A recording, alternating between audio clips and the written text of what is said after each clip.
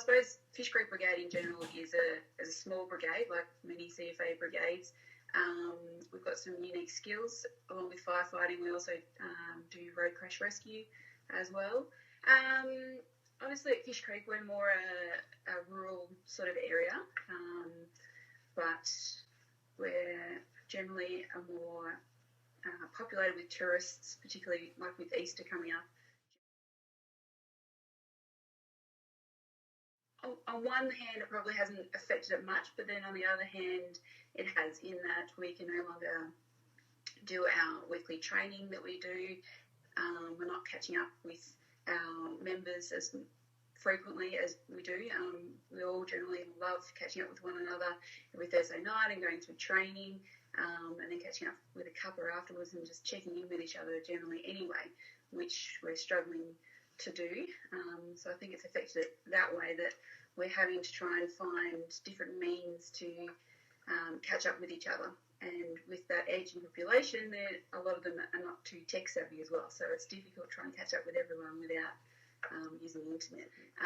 We do have a Facebook group that we use between our members, so we've tried doing some live sessions on that.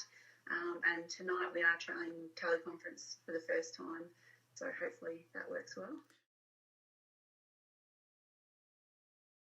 We're an ageing brigade, so the health of our members comes first. So if they're choosing to stay at home with their families and keep them safe and sort of self-isolate, then obviously we're not going to have as many members to turn out. When our members do turn out, we're trying to implement some safety features in that, all members apply hand sanitizer before jumping on the trucks. We're ensuring that all members have the appropriate PPE, which we normally wear anyway, but just making sure that we've got extra masks and gloves and sanitizer available. And then when we get back to the station, we're having to take longer to disinfect all the trucks and everything that we've used. If you go to a fire or a stuck up a tree or something like that, you can sort of distance yourself from the people that you're involved with. But during a road crash rescue, you are in that more close confined area, and dealing with people a lot more. But in sense of sort of affecting our road crash rescues, that